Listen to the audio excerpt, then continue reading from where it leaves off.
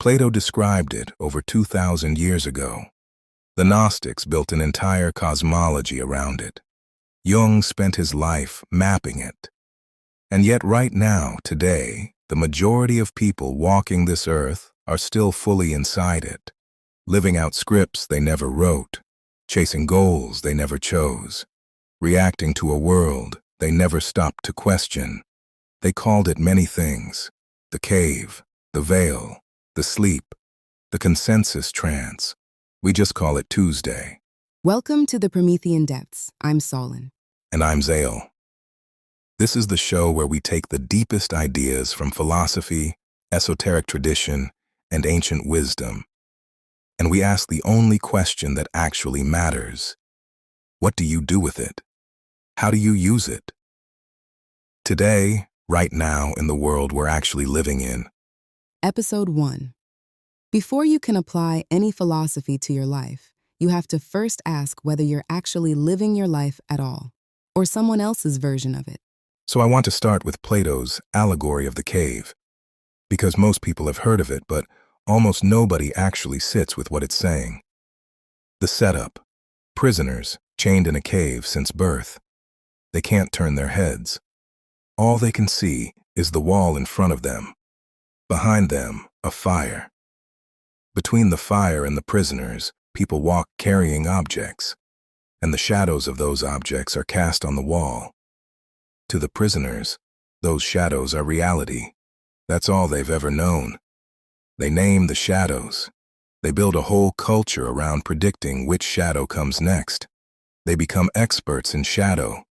And if you were to free one of them, drag them out into the sunlight, it would be painful, blinding. They'd want to go back. And Plato's point wasn't just philosophical theater. He was describing the condition of most human beings. We are born into a pre-made world, with pre-made values, pre-made goals, pre-made ideas about what a good life looks like. And we spend our entire existence reacting to shadows, other people's projections, media narratives, cultural scripts, what your family said success looks like, what the algorithm decided you should want today. Now here's where it gets esoteric, because the Gnostics, a group of early mystical thinkers who were eventually declared heretics by the church, they took this idea much further. They said this world, the material world, the world of consensus reality, is itself a kind of prison. Not physical chains, but mental ones, perceptual ones. They called the forces that maintain this prison the Archons, rulers, administrators of the illusion. Now, I'm not asking you to believe in literal Archons. That's not the point. The point is the psychological truth underneath it.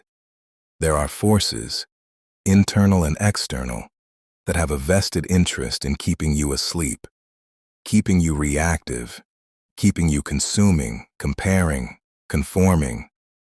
Carl Jung called it the collective unconscious, the vast sea of shared assumptions, inherited beliefs, and unexamined patterns that most people swim in without ever knowing it's water. He also talked about the persona, the mask we wear for the world, the version of yourself that was built for social survival. And the problem isn't that the persona exists. The problem is when you forget it's a mask and you think it's you. The algorithm. So let's make this real, because right now, in this moment in history, we are living through what might be the most sophisticated shadow projection system ever built. You open your phone, and within seconds, a system that knows you better than your own family has decided what you'll see, what you'll feel, what you'll think about, what you'll want. It's not malicious. It doesn't hate you. It's just optimized for engagement, for reaction, for keeping you in the cave. And here's the esoteric angle that nobody's talking about. Hermeticism, one of the oldest philosophical traditions in the Western world, has a principle. As above, so below, as within, so without. What's happening in your external world is a reflection of what's happening internally, and vice versa. So when you look at the state of the world right now, the polarization, the outrage cycles, the collective anxiety, The inability of people to sit still for 5 minutes without reaching for their phone, that's not just a social problem. That is a mirror. That is the collective inner world, externalized. And that's actually an empowering idea, even though it sounds dark. Because if the outside is a reflection of the inside, then changing the inside changes everything. But that's where most people stop. They get to, I need to change, and then they try to change the persona. They rebrand, new aesthetic, new affirmations, new morning routine. Still asleep, just more comfortable. Because real awakening, and I want to be careful with that word because it gets thrown around in the most superficial ways. Real philosophical awakening, what the Stoics called living according to reason, what the Buddhists called seeing clearly, what Jung called individuation. It's not comfortable, it's not aesthetic, it's genuinely disruptive. Which sounds passive, which is where I push back a little. The Stoics were not passive. Marcus Aurelius ran an empire. Epictetus, who was literally a slave, used Stoic philosophy not to accept slavery as good, but to maintain his inner freedom even inside an unjust system, while also being very clear that the system was unjust. The philosophy was a weapon, not a sedative. Exactly. The point isn't to become indifferent to the world. The point is to stop being driven by unconscious reactions to the world, so that your actions come from clarity instead of fear. Marcus Aurelius wrote, in his private journal, remember, not for publication, not for performance, he wrote, "You have power over your mind, not outside events." That sounds like a poster quote, but think about what he was actually saying. He was a Roman emperor. He had more power over outside events than almost any human alive, and he still wrote that in his private notes, because he understood that even with all that power, the only domain of true sovereignty was internal. So here's what you actually do with this. You have to create a gap between stimulus and response, between what happens and what you do about it. That gap is where your freedom lives. Viktor Frankl, a psychiatrist who survived Nazi concentration camps, wrote, "Between stimulus and response, there is a space. In that space is our power to choose our response. In our response lies our growth and our freedom."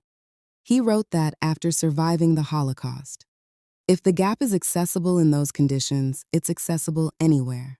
3 moves, practical, applicable today. Move 1, the morning question. Before you touch your phone, ask yourself, what is mine today? Just ask it. That one act, done daily, starts to separate you from the autopilot. Move 2, the observer practice. When you notice a strong reaction, anger, anxiety, the urge to scroll, pause and name it. Not, I am angry, but I notice anger. You are not the emotion. You are the one noticing it. That's the gap. Move 3, the evening audit. At the end of the day, 5 minutes, ask, how much of today was actually mine? Awareness precedes change. Always. I want to add one thing, a shadow side note. The trap is spiritual narcissism, the awakening that becomes another identity. The person who's left the cave and now stands outside it, judging everyone still inside. Plato's allegory actually addresses this. The philosopher who escapes the cave is supposed to go back in, to help others out, not to stand outside feeling superior. Jung called the inflation of the ego one of the greatest dangers of psychological development. That's just a new mask, a more expensive cave. The moment you think you've woken up, go back to sleep. Start again. This week, before you reach for your phone in the morning, ask yourself one question. What is actually mine today? Start there. And notice the gap between what happens and how you respond. Even once. That's the whole game. That's episode 1 of the Promethean Depths. New episodes drop throughout the week. Subscribe so you don't miss them. And if something in today's episode cracks something open for you, share it. Someone in your life needs to hear this. Until next time, think for yourself. Question everything.